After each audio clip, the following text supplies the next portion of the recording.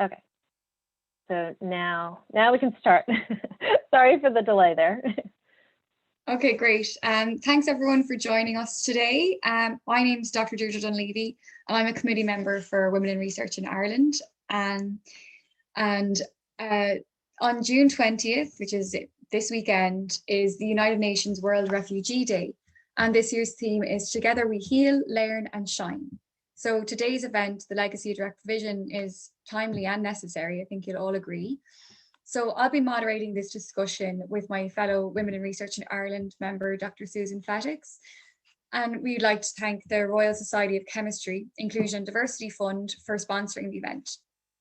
So we'll take the questions from the audience at the end of the discussion. So if you have any questions, please just type them into the chat box during the event. And for the recording, just keep your video off and your audio muted, please. And their live captions are available for anyone who needs them.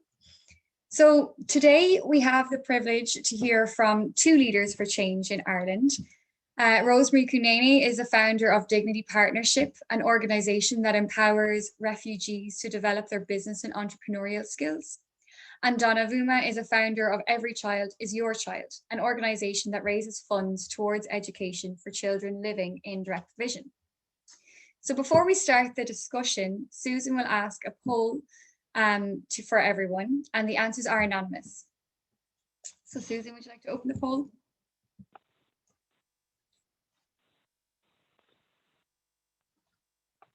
Yes, just unmuting myself. Thank you. So yes, these questions are, the answers are anonymous, so we just want to have an idea from the audience. So the question is, how familiar are you with direct provision in Ireland? So your options are, I'm very familiar, I've experienced direct provision myself. I know someone who has experience with direct provision. I read about it on social media. I hear about it in the news or from friends and family. I know a little bit about direct provision, or I know absolutely nothing about direct provision. And so this will help us navigate the conversation today. And so I see everyone has voted. And now I will show the results. So we see that there is a big mix, and it seems the majority, 50%, have heard about it on social media or news, and then there is a variation in between. So this will help our panelists with their discussion. Thanks.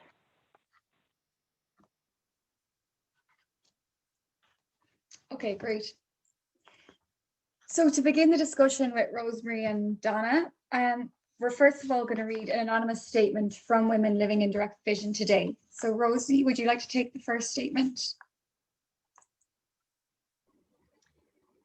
Yes, thank you so much, Deirdre. So our first statement is, to the women of Ireland, try to put yourselves in the shoes of women living in direct provision.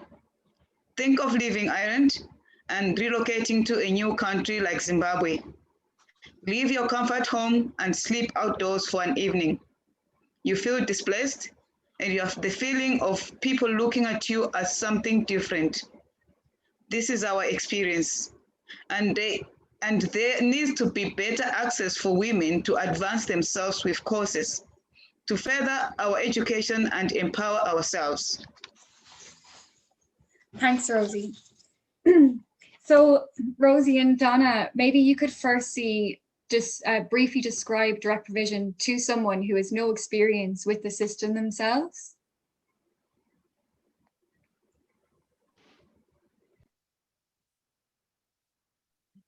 Yeah, sure. I'll go first. Geez, it's a very difficult one to describe. I guess the easiest way to do it is to tell you what it's like from the time you arrive as an international protection applicant in the country. So I'll speak from my personal experience, and this is probably similar to everyone that arrives through the route that I used, which was arriving at the Dublin airport. So when you arrive, the question that you're asked is if you have a place to go to, like in terms of accommodation, or if you would like for the state to provide you accommodation. In my case, obviously, I didn't know anyone in Ireland. So I did opt for the state accommodation. I was then taken to the Balseskin Reception Centre, which is the main reception centre in Dublin. It's in Finglas. I have to mention that I arrived here with my 3 children. So when we're taken to the Balseskin Reception Centre, we were put into a room with two double beds in it, so that we could share that room, and it was a shared bathroom with 2 other ladies that were staying in the next room. So this was our first kind of place of accommodation arriving into Ireland. And we were told that, after we are processed, meaning that we go to the IPO office to file our application, we get processed for the PPS card, and then we would then be moved to a more permanent place of accommodation. Very ironic now when I say permanent place, because obviously I've been in the direct provision system for 7 years. So if that's not permanent, like, I don't know what is. But yeah, 2 months, after a 2-month stay at the Balseskin Reception Centre, I was then moved to the Knocklashin Direct Provision Centre in Limerick, which then became our home from 2014 until 2020, when we left last year. So the living setting was similar to what it was in Balseskin, with the only difference is that we now had 2 bedrooms for me to share with my children, and the bathroom was en suite. Now that wouldn't be the same for someone that is a single person or is without a family, because then they get put in a block where they have to share with 2 or 3 other people in the room, and the bathrooms are communal. So basically, the living conditions then is where it gets really terrible, because the 2 rooms that I mentioned are basically bedrooms. It's just, a standard single room, or a standard double room with a double bed, and the other room had 2 single beds in it. And I guess the life schedule, because that's how it is in there, you live on a schedule, is that you wake up in the morning, you go to canteen for your breakfast, which is served between 8 and 10 a.m. You go to the canteen for your lunch between 12 and 2 p.m. and you go to the canteen for your dinner between 5 and 7. The center that I was in was not self-catering. Not many centers were self-catering at the time when I arrived. So this would have been the standard across majority of the centers, where all your meals are served in the canteen. And obviously my children were enrolled into the local school, so their routine would be, or our routine would be, wake up in the morning, prepare for them for school, get them on the bus. They come back, you take them to the canteen for their lunch. In the evening, you go to the canteen for your dinner, you go back and sit in your room. That's life in direct provision. There's nothing more to it besides that. Rosie? Yeah, I will just take it over from where you said about just going to eat and sleep. When I was in direct provision, I was alone. I didn't have my children with me. So basically, my first days, it was all about wake up.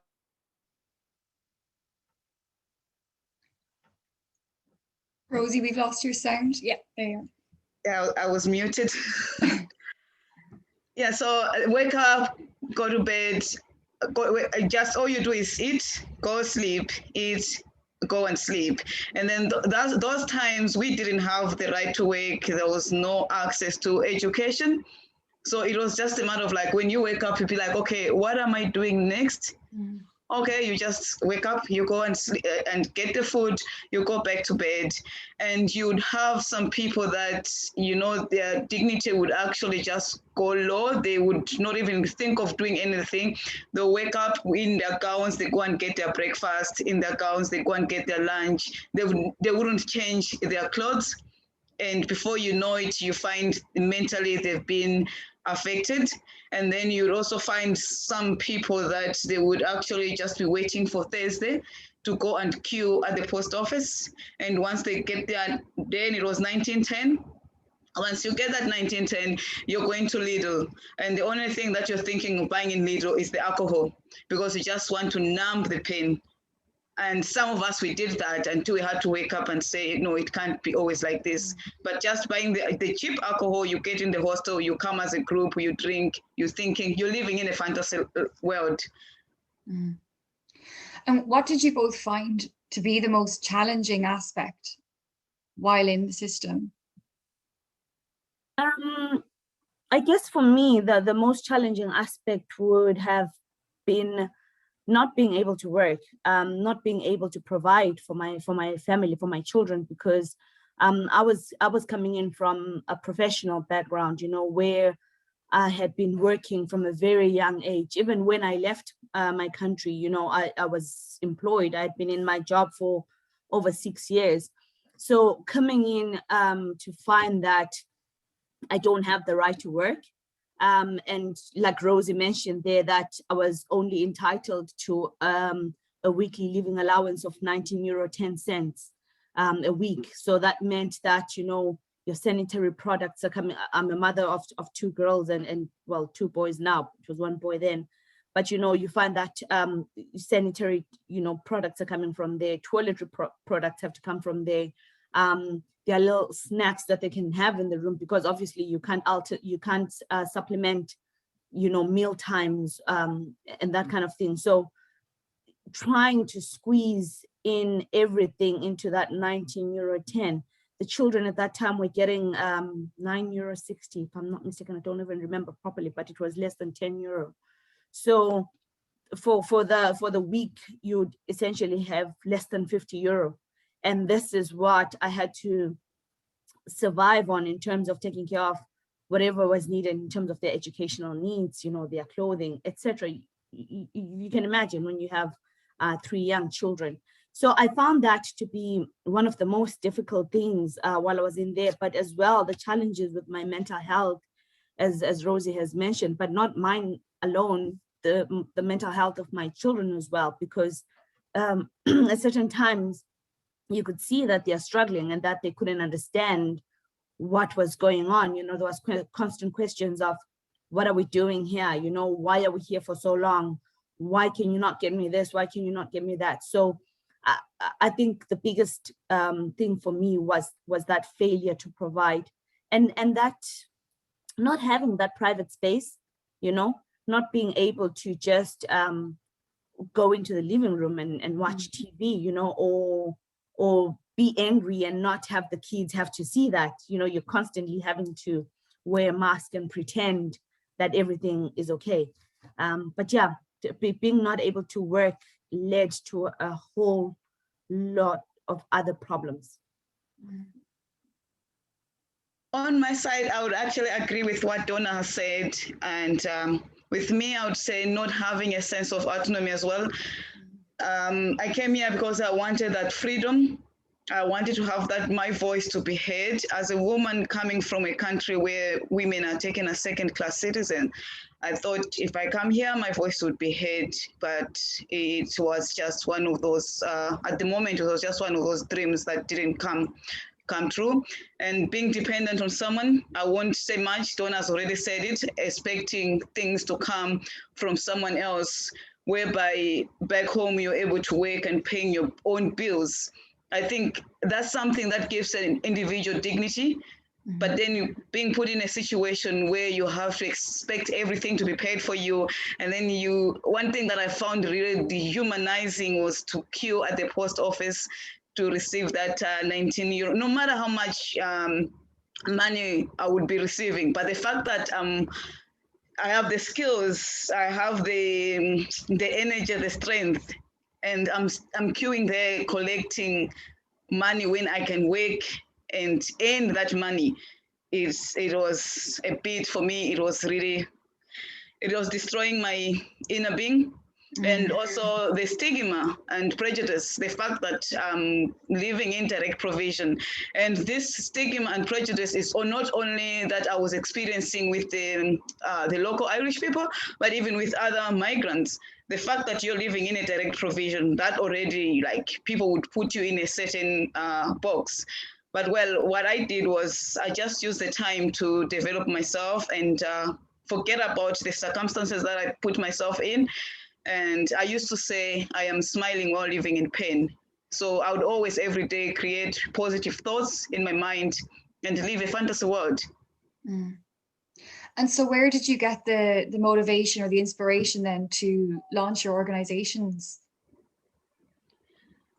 So I learned that there's this sentences I used to say, you know, there are two ways to deal with anger. You can hold on to it and let it eat you inside, or give that anger a voice. So I decided to focus on my abilities and not my situation. And I did not, by any chance, allow anyone define me by my circumstance. So I created this dignity partnership as a voice. As someone who came from a business background, I saw the need. I saw the lack of support for the people living in direct provision. And by then, I didn't have the right to work, but then I had friends who had the right to work. And some of them, they wanted to set up their own businesses, but there were loads of barriers. So I started looking into that and researching onto that and trying to see what solution can there be. So I encouraged other people, and I should say I got the courage from my friends living in direct provision and myself seeing that, you know, there's something that needs to be done here. And we put our abilities together and started Dignity Partnership.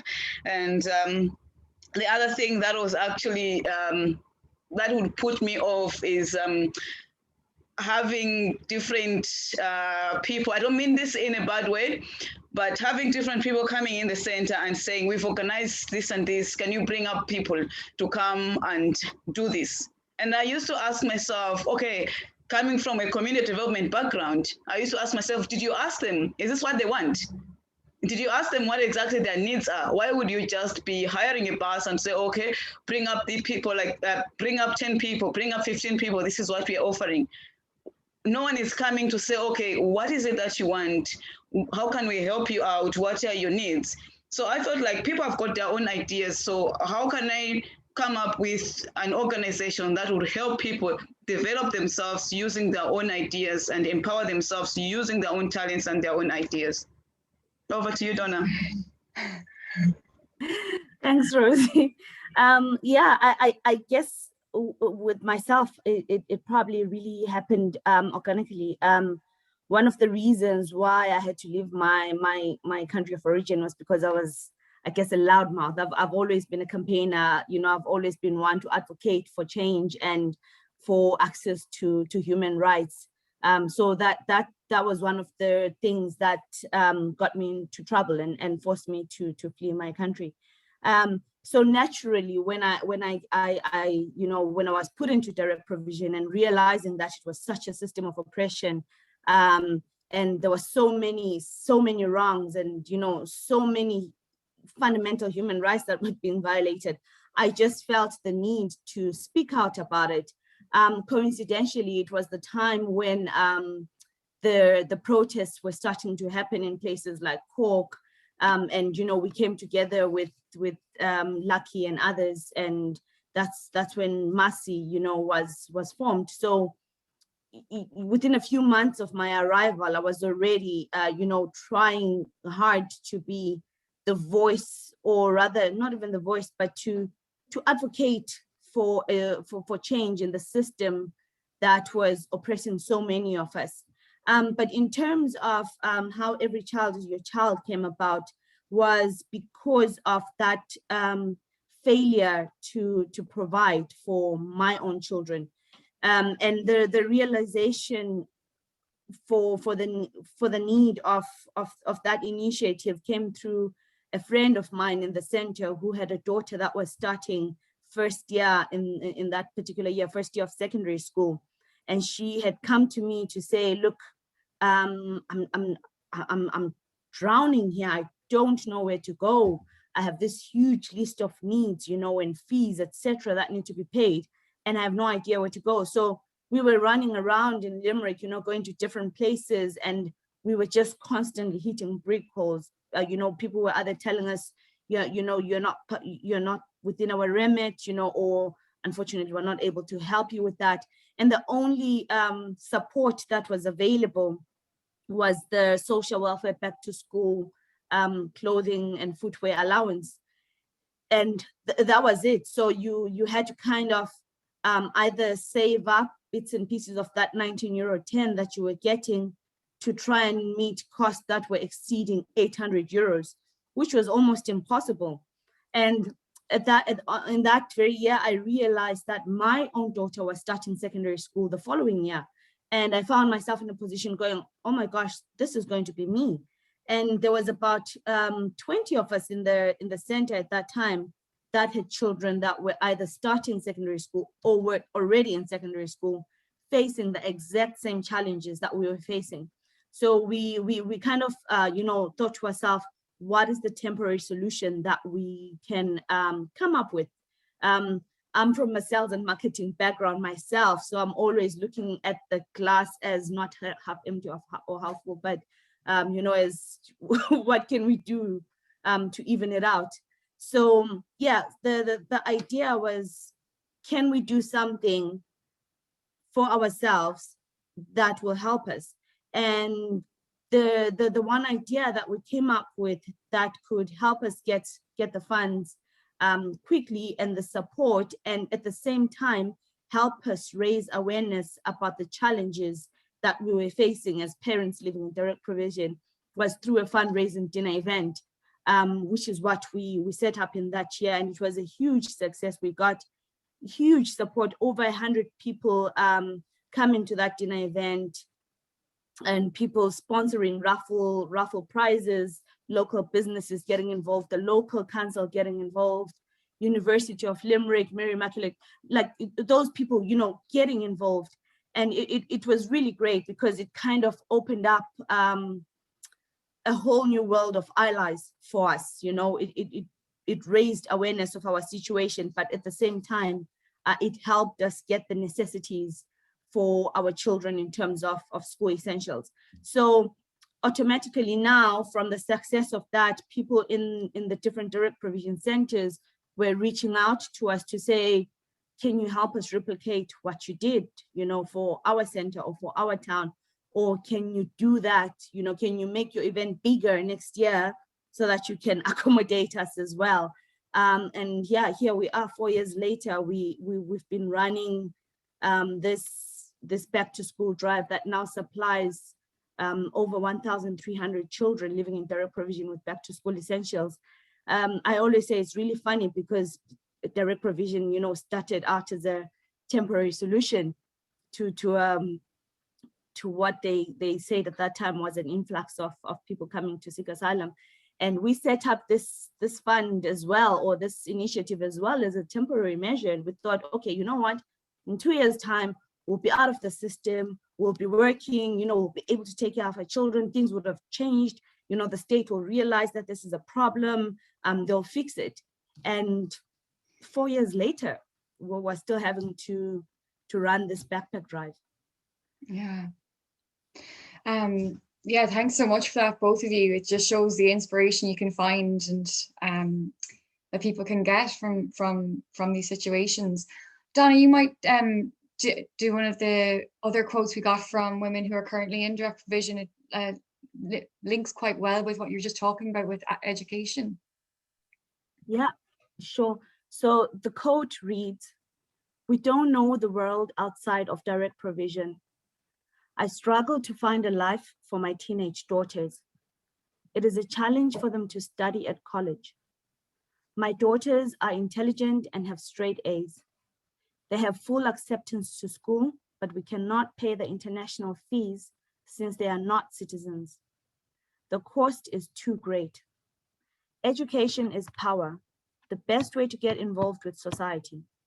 Education opens doors for a normal life. Education does something amazing for the brain. It's heartbreaking to face these challenges as a single mother. Can the school system reduce the cost to EU fees?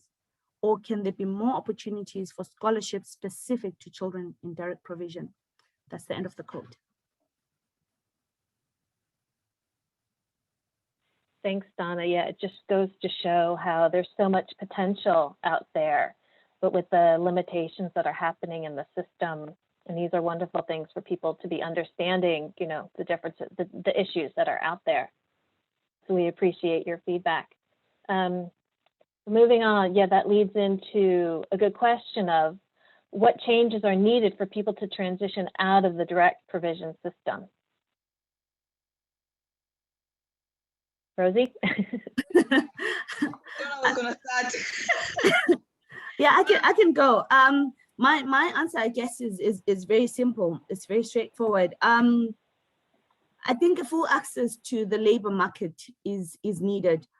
We've always said as Masi that, you know, we believe that the pillars that hold the direct provision system is that right to work. I mean, if people had the right to work, there wouldn't be a need for them to live in the direct provision system.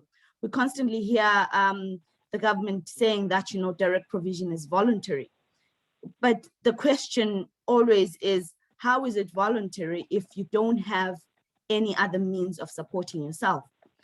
So if there was a full access to the labor market from the time a person arrives in the country, then there wouldn't be a need for them to really stay in the direct provision system.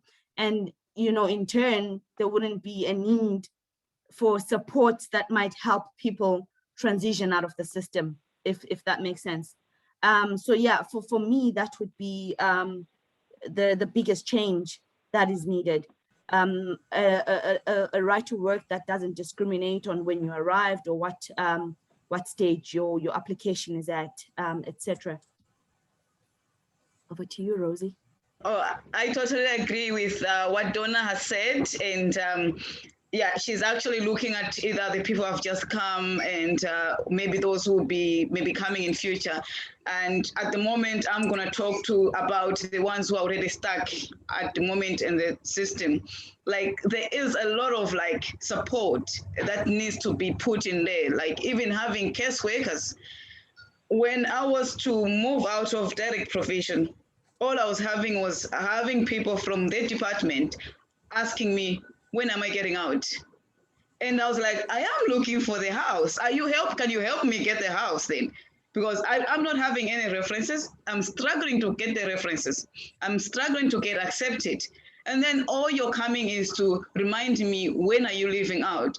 And then they would also have they would bring someone to say, okay, they'll help you move out. And the particular person will be like, I'm only here to help you to make sure that you are doing your best to move out. And then when you move out, like myself, I moved out and I put myself in the middle of nowhere. But because direct provision really gave me a lot of resilience and everything else, so I had to figure everything by myself. But I sometimes sit down and I look at myself, I say, if let's say I was from maybe a French-speaking country and I'm stuck in this place, how would I live? So like even yesterday, I had a call with someone who was so upset because the department as well is forcing her to leave the direct provision. And it's not that she wants to stay in there. She's trying her best to look for a house, but she can't get it. And the reasons are obvious.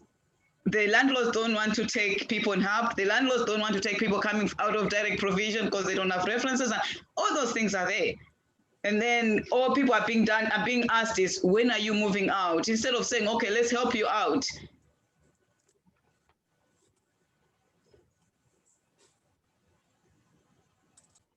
Yeah, it's definitely an impediment to a lot of the rights that people have, just, you know, to have happy homes in this country. So that also goes into the next question about what obstacles are blocking access to education for both children and adults. Okay, maybe I can start. Oh, okay, go on, Donnah. Stop it, Rosie.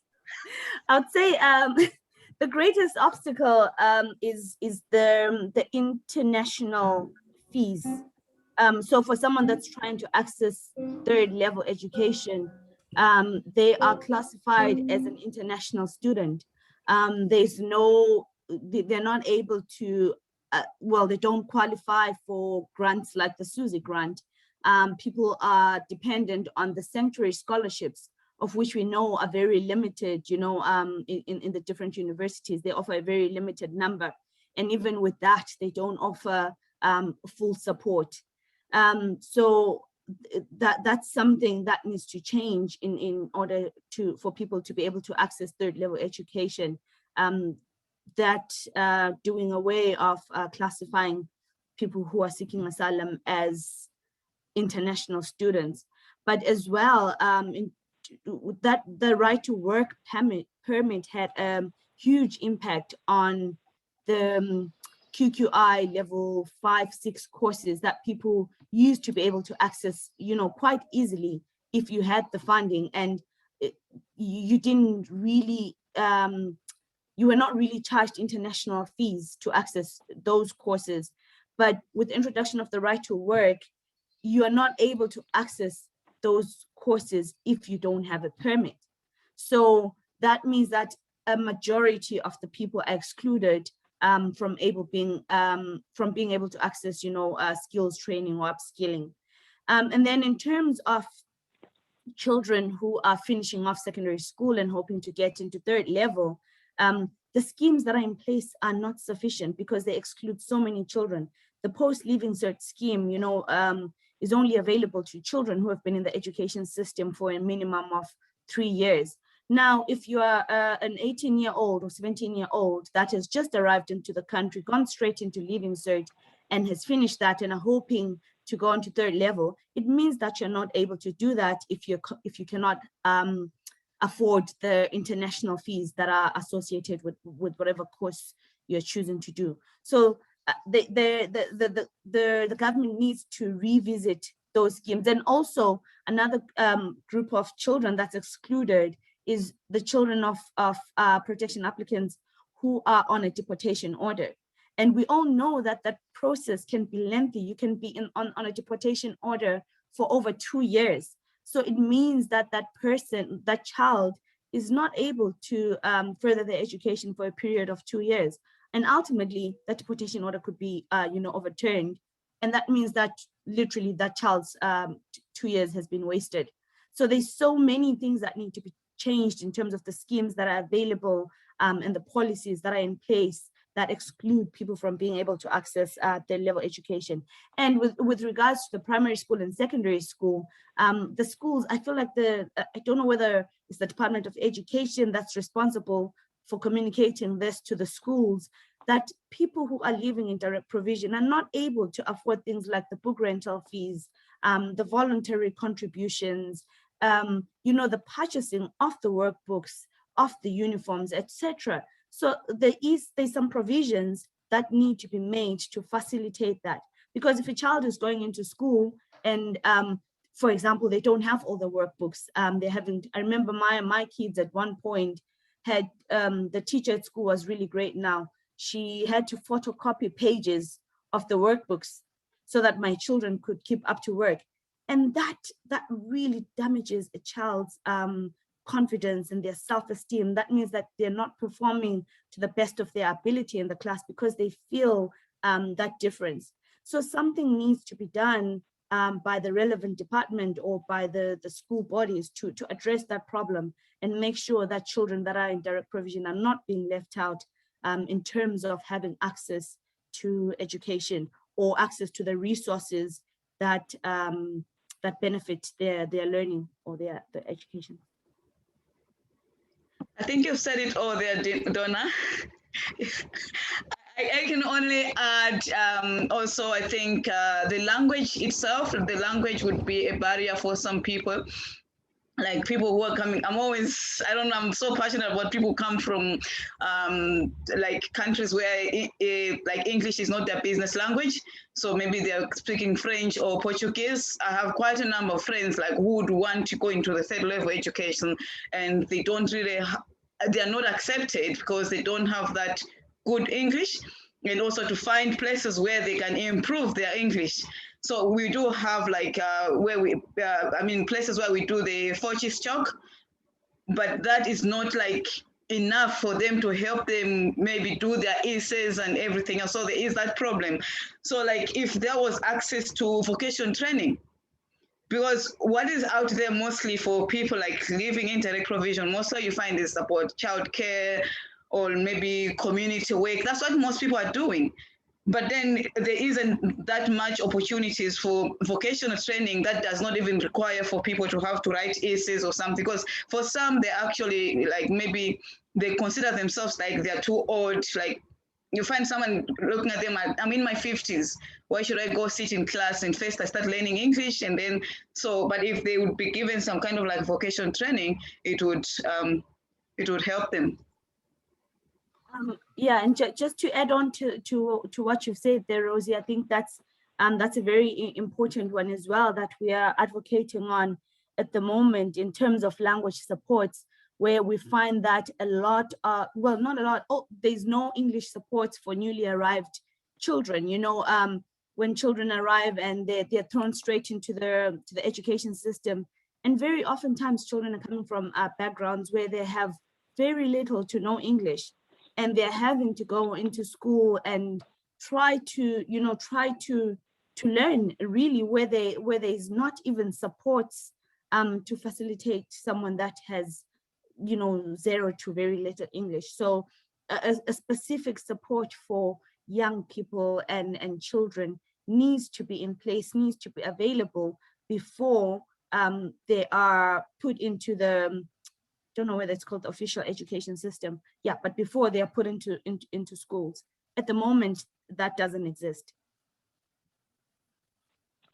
Right, because when you're young, the years go by so fast, and there's so much learning that can be happening, because you pick up languages earlier. And so, Rosie, do you mind reading? We have another anonymous statement from a woman who today is living in direct provision. All right, thanks. The schools lack extra curriculum activities. While local sports clubs have a fee to become a member, it is not possible to pay for your children's sports clubs when you survive on 38 euros a week per adult. Direct provision needs activities specifically for children and teenagers. Is there a way to get sponsorship for these activities to help pay for costs such as uniforms?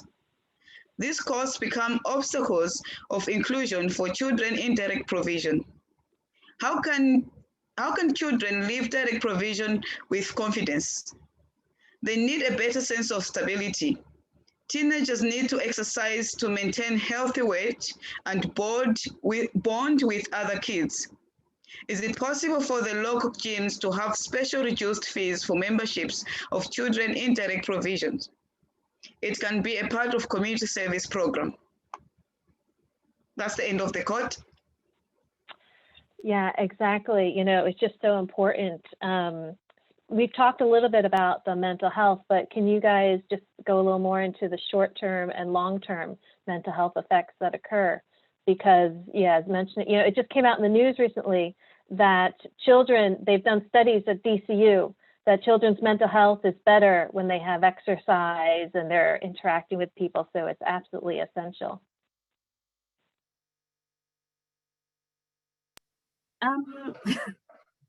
Yeah. I think one thing that we continuously talk about in terms of lacking in the direct provision system is the vulnerability and needs assessment. And that needs to be done from the moment that people arrive in the country. We need to consider the fact that people who come to seek international protection have left their country of origin because they're fleeing persecution. So these children have obviously experienced trauma. Whether direct or indirectly, there is that experience of trauma that they carry with them.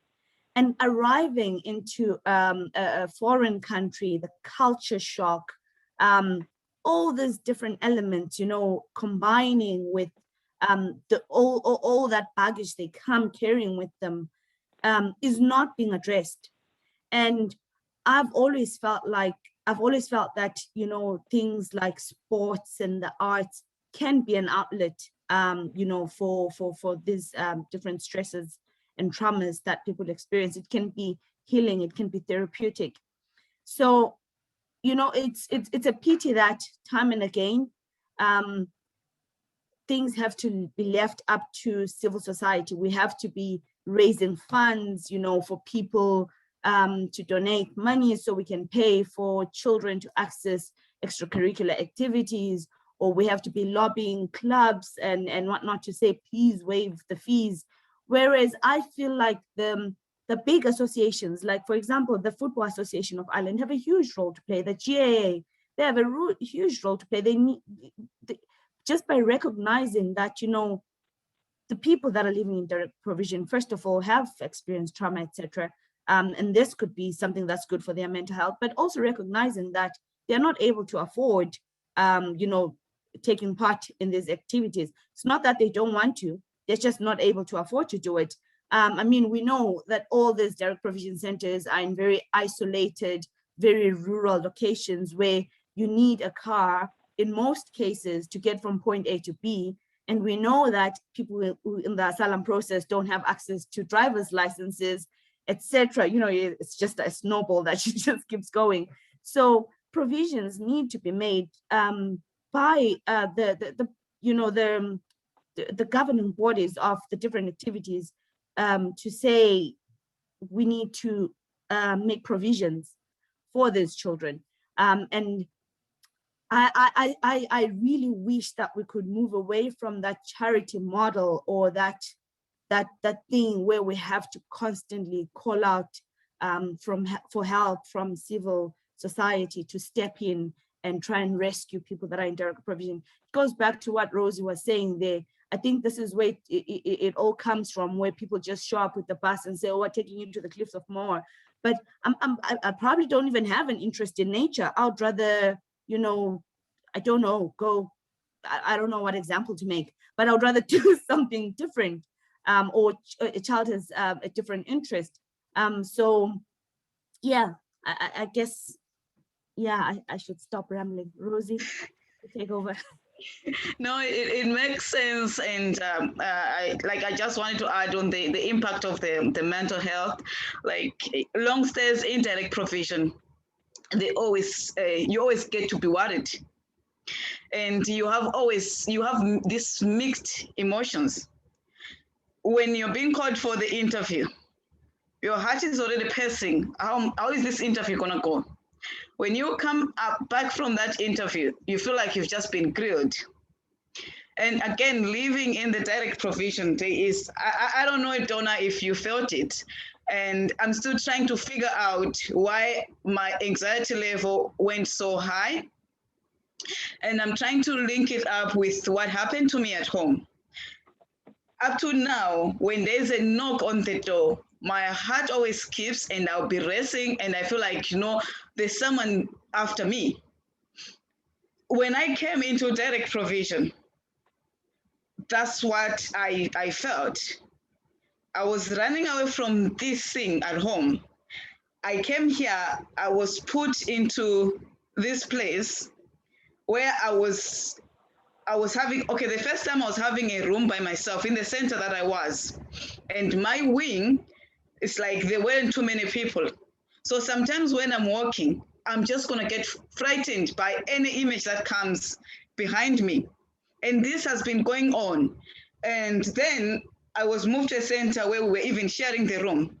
But every knock on the door, I'm already picturing that there's that person who is after me is the one opening that door knocking on the door. I moved out of direct provision. Even now, there's a knock at the door. I don't feel okay. Like sometimes I'll be shouting at my kids, like, tell your friends not to be knocking too hard, because it really affects me. And I know it's the anxiety. And even with some of my friends, I see the anxiety in them, but at the end of the day, they get to be judged differently. And that's yeah, I think I shouldn't go through this. I think I'm going to become so political, so I'll end there.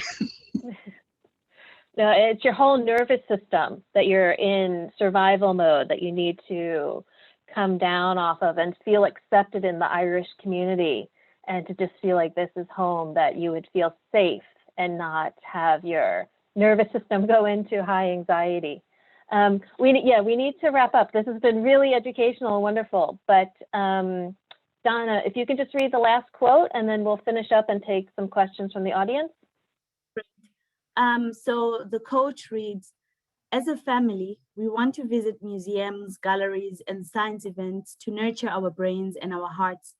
Some museum fees are €20 entrance per person. Can there be free or reduced entries for family in direct provision?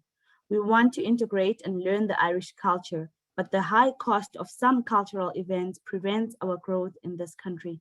End of the quote. Thanks. And then the last question, we'll go through quickly because we're running, we need to finish up soon.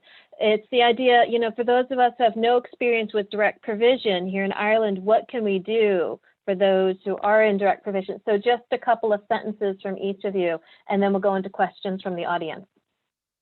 Perfect. I guess to keep on learning, like what people are doing now, attend these talks, listen to the experiences of people who have lived through the system, share those experiences, but most importantly, keep on pressuring the politicians, whether it's your local councillors, your TDs, etc. Keep that pressure on them to say that with the new system that's going to replace direct provision, whatever it is, we don't want it to be a replica of what was already in place, under a different name. So we still need to keep that pressure on so that that commitment to ending the direct provision system is actually seen through. I always agree with you, Donnah. And to add on what Donnah has said, if you have maybe a local DP center in your area, for me, I always suggest that it's best to find out the individual needs. I know you can't meet everyone's needs, but one thing that I sometimes disagree is assuming that everyone is looking for material things. So some people are not looking for material things. Some people are looking for connections. Some people are looking for friendship. Some people are looking for mentoring. So ask questions like, okay, what can I do to help you restore your dignity? What can I do to help you with your career? What can I do to help you with your studies? So not everyone is looking for money. Not everyone is looking for clothes. Some people, they need that connection to go and do that internship. Some people, they need that connection just to make friends, and not friends who are trying to dig into their lives to remind them why they came into the country, but friends who are going to make them feel valued, make them feel like they are great members of the community. So, yeah, thank you. Great. I think we have questions now from the audience. Thank you so much, Donnah and Rosie. I have a question for you from Ella. This question is for Rosie. I'm part of a student working group trying to improve access to education for people seeking sanctuary. In terms of reaching out to people and asking them whether this is something that they want, what do you think are the best channels for doing that? And Ella provides the TCD Green Campus Education Gmail account as well. So Rosie, that question was for you. Yeah, I think I do know the organization, and I'm in contact with them. I've actually linked them up with 2 people that they could talk to and find out what their needs are. And I'm also going to say what Donnah has said, to say, reaching out to movements like Mercy, movement like Dignity Partnership, and finding out to say, how can we support? And like we help facilitate to focus groups. So we'll do a focus group and bring up maybe 5 or 6 people and decide to say, okay, which one would be the best way forward? Thank you. I think Anna has the next question. Yes, exactly. Thank you very much for sharing your experience. Really priceless.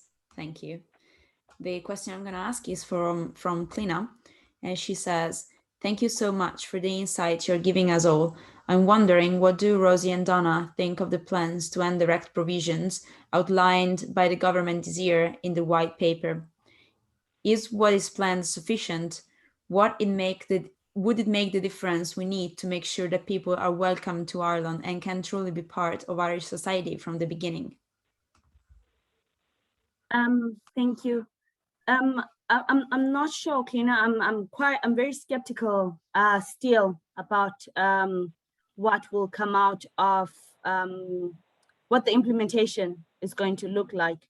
I'm not too enthusiastic about major changes. I mean, a very classic example I think of is, you know, the Syrian refugee resettlement program, where they put them in the exact same conditions that were like direct provision, but they named it something different. So I'm very worried that we might end up, because there's been all this talk about, you know, the system being run not for profit, you know, suddenly, you know, there's a realization that the for-profit model is problematic, and it's all about, oh, we need to do away with a system that's not for profit. So what I'm very worried about is that we'll still end up with people in institutionalized settings, only, you know, being run as either social enterprises or, you know, being run under a non-profit model, which is not what we want at all. We want people's autonomy to be, you know, to be priority. You know, we want people to be able to live in the community, to be able to work and just basically live their lives freely. And I'm very skeptical that, you know, that this is what we are going to get, especially in the timeline that has been set out. So yeah, I think that's my answer there. I share the same with Donnah. I'm also skeptical about it. And yeah, the institutionalization would be there from the way I am seeing things. And personally, I would say if I saw something to do with the shortening of the stay or the process itself, if I saw something like that, I would say, okay, yeah, there's going to be true change here. But then what we're going to do is, if they're going to create this on-door accommodation, people will be just put in that on-door accommodation and be staying there with their cases not being processed on time. So the main issue for me is processing the cases on time, and also giving people the opportunity for fair process of their cases. So I don't see that in the white paper, so I'll be skeptical. Things to consider. Yeah, I've heard that it can be possibly a rebranding that's going on. So we need to finish up, and thank you both for all of this. We're not done just yet. We just want to do one final poll for everyone who is still here. Let me just do this. We just want to find out, did you learn something new about direct provision today? And again, these answers are anonymous, so we can't see how you're voting. The answers are yes, no, or I'm not sure. So just think about, you know, all the different aspects. And so I see most people have voted now, so I'll just show the results. And it seems that we at least, we see that 95% have learn something new, so that's great. And thank you definitely both Donnah and Rosie. And what I'm thinking is that perhaps the teenager today who's living in direct provision, if we can have some of these changes where they have access to university and research, they can become researchers and forge their careers thanks to your, you know, your spirits and also all the work that you've been doing. And they can become leaders of organizations in Ireland, possibly Women in Research Ireland, or become professors at university. That would be really, really great. So thanks to you both so much. And also I put the link in for Rosie's event on Sunday, her entrepreneurial awards. I believe there's tickets still available that you can link in the Eventbrite link. So thank you. Thank you so much, Susan, for having us. And thanks to everyone. I see the comments, really appreciate. Thanks a lot.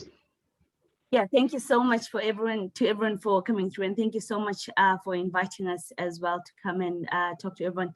And we're launching our back to school drive today, so please do support that and share it around. It's going to be going on until mid-August. Is that through your website, Every Child? Yes, through the website, or you can also find us on Instagram and Facebook and Twitter. Okay, yeah, I have the website. Let me, okay, let me stop the recording.